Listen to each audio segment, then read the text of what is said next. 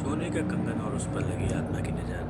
साल 1989 उत्तराखंड की पहाड़ियों में बसा एक छोटा सा गांव कांदली। ये गांव जितना शांत दिखता था उतना ही रहस्यमयी भी। इसकी कहानियां खासकर गांव की एक कोठी जो एक खंडहर बन चुकी थी, लोगों में भय और जिज्ञासा दोनों पैदा करती थी। कहते हैं इस कोठी की मालकिन रतनमाला देवी एक अमीर राजवाड़ी महिला थी जो हर शुक्रवार को तंत्र विद्या करती थी। उसके पास एक सोने का कंगन भी था जिसे वह कभी उतारती नहीं थी। लेकिन एक दिन वह अचानक गायब हो गई। तो कहते हैं कि वो कंगन उसकी बर्बादी की वजह बना। श्रेया, एक युवक इतिहास की रिसर्चर जो रहस्यमय घटनाओं पर डॉक्यूमेंट्री बनाती थी, वह इस गाँव में आई। उसके हाथ एक पुराना नक्शा लगा था जिसमें रतनमाला की कोठी और कंगन का जिक्र था। श्रेया को यकीन था कि अगर वो इस कहानी को वीडियो में कैद कर पाए तो उसकी यूट्यूब सीरीज वायरल हो सकती है। उसके साथ था उसका कैमरामैन दोस्त आदित्य, जो भले ही भूत प्रेत में यकीन न रखता हो लेकिन रोमांच के लिए हमेशा तैयार रहता था। अगले दिन दोनों कोठी की ओर रवाना हुए। दोपहर के वक्त वो पहुंचे। खंडहर में घुसते ही हल्की ठंडी हवा का झोंका आया और एक अजीब सी गंध चारों ओर फैल गई। श्रेया ने देखा दीवारों पर कुछ पुराने श्लोकों के साथ एक ताबीज लटका हुआ था। तभी उसे एक टूटी अलमारी के अंदर कुछ चमकता हुआ दिखाई दिया। ये वही कंगन है, श्रेया ने फुसफुसाते हुए कहा।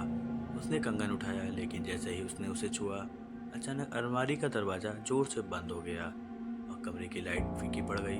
आदित्य बोला, चलो यहाँ से, यहाँ कुछ ठीक नहीं लग रहा। श्रेया ने ये मौका दोबारा नहीं मिलेगा। लेकिन उन्हें ये नहीं पता था कि उस कंगन पर किसी आत्मा की नज़र थी। कोठी से लौटने के बाद श्रेया ने उस कंगन को अपने कमरे में रखा। रात होते ही कमरे का पारा गिरने लगा। शीशे पर धुंधली परछाइयां दिखने लगीं। अचानक श्रेया की नींद टूटी तो उसने देखा कि वही कंगन उसकी कलाई में बंधा हुआ था। ये तो मैंने पहना ही नहीं। अगली सुबह आदित्य ने देखा कि श्रेया की आंखों के नीचे काले घेरे बन गए थे और उसका चेहरा बुझा बुझा सा था। श्रेया, रात को कोई सपना आया? नहीं, शायद हकीकत थी। एक औरत बार बार कह रही थी, मेरा कंगन वापस दो। अब घटनाएं और तेज होने लगी। कंगन जहाँ भी रखा जाता वहीं से आवाज आने लगती। वीडियो कैमरे में कोई साया नजर आता और श्रेया की हालत दिन ब दिन बिगड़ने लगती। श्रेया ने परेशान होकर गांव के पुराने पुजारी त्रिपाठी के पास गए। बाबा ने कंगन को देखकर माथा पकड़ लिया। ये रतनमाला का कंगन है। उस आत्मा को शांति नहीं मिली। उसने तंत्र विद्या से इसे अभिमंत्रित किया था ताकि उसकी आत्मा अमर रहे।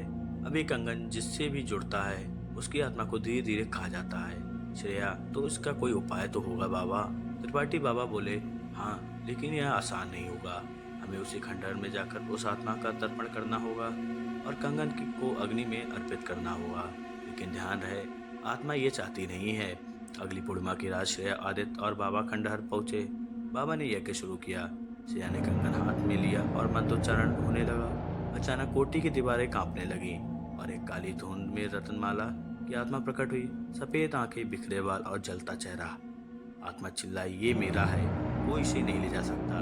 वह श्रेया की ओर बढ़ने लगी। तभी बाबा ने राख और गंगा जल से उसे रोका। बाबा, तेरा समय पूरा हुआ। रत्नमाला, अब तुझे मुक्त होना होगा। कंगन को अग्नि में डाला गया और जैसे ही वह पिघलने लगा, आत्मा की चीख गूंज उठी और हवा में घुल गई। कोठी की दीवारों पर लगे पुराने श्लोक खुद ब खुद मिटने लगे और हवा शांत हो गई। श्रेया बच गई थी। आत्मा को शांति मिल गई थी। कुछ महीने बाद श्रेया की documentary the bracelet of the death viral हो गई। लेकिन सबसे बड़ी चमत्कारी बात यह थी कि कोठी जो सालों से वीरान पड़ी थी, अब वहाँ स्कूल बन गया था। और कहते हैं कि आज भी वहाँ एक अदृश्य शक्ति बच्चों की रक्षा करती है।